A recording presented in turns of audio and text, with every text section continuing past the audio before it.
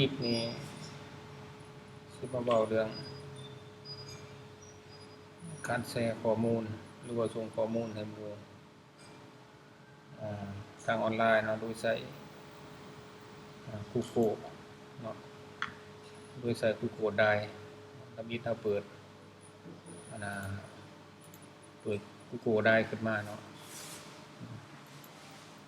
Google Drive ขึ้นมาแล้วเข้าไปตรงนี้เข้าไปตรงนี้สมมุติว่าสิส่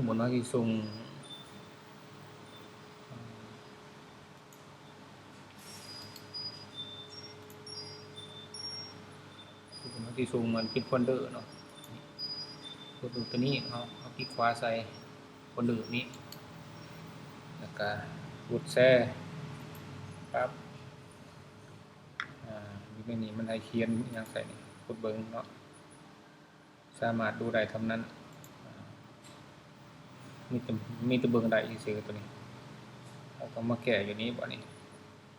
แก้อยู่บ่นี้นี่รูปนิ้วยวงนี่บ่นี่นี่มันสิเขียนว่าแนวใดรับลิงก์ที่สามารถแชร์ได้ปั๊บเข้าไปนี้เนาะนี่ทุกคนที่มีลิงก์สามารถดูได้เราบ่เอาเขาสิเบิ่งได้ซื่อๆคันเอาตัวนี้แล้วก็กดเข้าไปเลือกเอาบัดทุกคนที่มีลิงก์สามารถแก้ไขเอาตัวนี้ปั๊บนี้เนาะ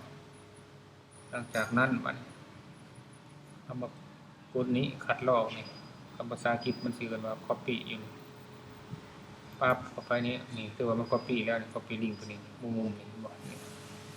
ได้แล้วบัดจากนั้นเอาเข้ามาส่งให้หมู่บัดนี้สิส่งทางใดก็ได้ทาง Facebook บ่ทางใดเนาะสมมุติว่า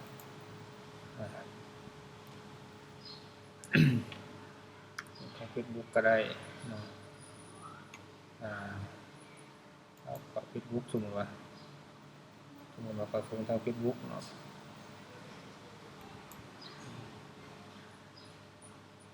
คือว่าตัวเขาก๊อปไว้ให้มันยังมีความมันยังจำไว้อยู่เนาะมันยังจำไว้อยู่ตัวข้อมูลที่เขาก๊อปไว้ วันนี้เฮามาส่งให้หมู่บาดนี้เฮาสิส่งให้ไผสมมุติว่าส่งให้ชื่อที่เฮาต้องการส่งให้เขาเนาะสมมุติว่าส่งให้จิมมี่ว้าว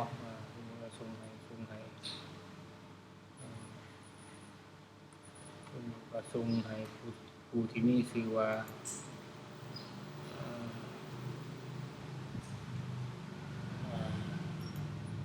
นี่ส่งให้วิรชิตคุณสุขสมมุติว่าเนาะเจ้าของช่องมันยังอันนี้ตัววีใหญ่ๆนี่BB แล้วเฮามาพูดส่งข้อความนี้คือเว้าง่ายๆเข้ามาในกล่องจดหมายกล่องเขียนจดหมายหากันเขียนข้อความหากัน บ่เป็นแมปก็คลิกใส่นี้เนาะแล้วก็คลิกขวาเมาส์นี้ก็ปัสลงนี้เนาะอันตัวหนังสือลายๆเป็นลิงก์มานี่หมายความว่าเฮาก๊อปมาจาก Google Drive ตัวนี้นี่ก๊อปมาจากนี้เนาะถ้าว่าเฮาบ่อยากก๊อปไปเบิดนี่เฮาก็เขียนเอาเขียนแต่ละตัวนี่แต่ตัวนี้เขียนเอาตัวละตัวนี่มาเขียนลงในนี้มาเขียนลงในนี่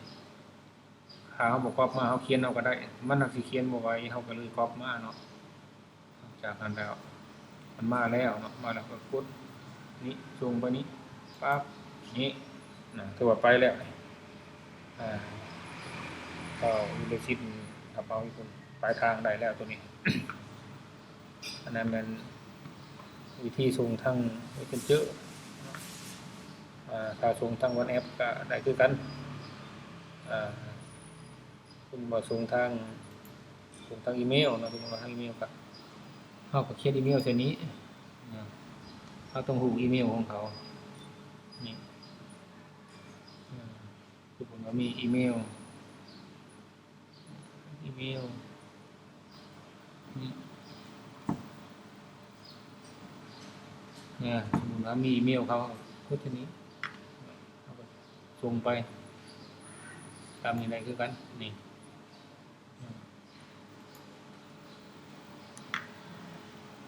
แล้วก็กดส่งไปโลดแล้วนี่นะกดส่งปั๊บแล้วก็ฮอดอีเมลเขาก็ไปเปิดรับเอาอันนี้แม่นกรณีส่งเป็นโฟลเดอร์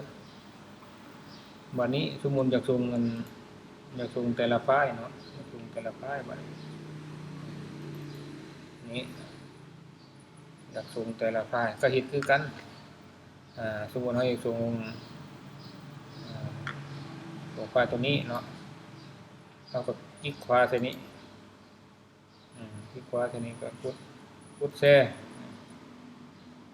ก็มากดลิงก์มานี้เลือกลิงก์มานี้ให้มันแก้ไขได้นี้แก้ไขได้นี้ทุกคนที่มีลิงก์สามารถแก้ไขปั๊บตัวนี้เราก็มากด copy เอาคือเก่าปั๊บนี้กดเซตชิ้นเลยก็ได้นี่ปั๊บออกมานี่เนาะแล้วก็มาหา Messenger นี้แล้วก็มาเขียนลงนี้ถ้าบ่อยากเขียนเราก็กดคลิกขวาเสร็จแล้วก็ pass ลงปั๊บส่งไปนี่ฮอดแล้วนี่เราสิอยู่ไสก็คือว่าเปิดเบิ่งได้เลยดาวน์โหลดเอาก็ได้พร้อมอันนี้แล้วเฮาก๊อปได้แล้วเนาะก๊อปลิงก์มันมาได้แล้วเฮาอยากมันส่งไปทางอันนั้นก็ได้ทาง WhatsApp ก็ได้ส่งไปทาง WhatsApp ก็ได้คือกันเราต้องเข้า WhatsApp เฮาก่อนที่ส่งทาง WhatsApp หรือว่าที่ส่งทางนั้นก็ได้ทาง LINE ก็ได้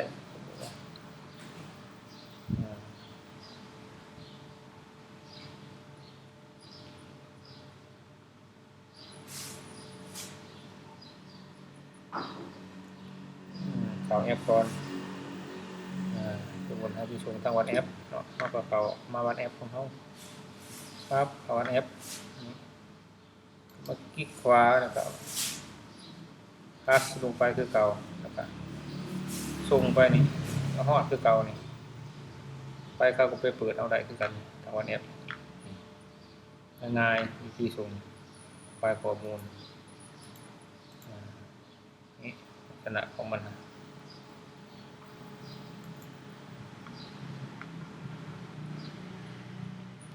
คือว่าวิธีการส่งของข้อยน่ะมันข้อยส่งแนวนี้เนาะส่วนว่าผู้อื่นนั้นสิส่งแนวใดก็ได้มันมีหลายทางส่งแต่ว่าทางผู้ค้านี่คือส่งแบบนี้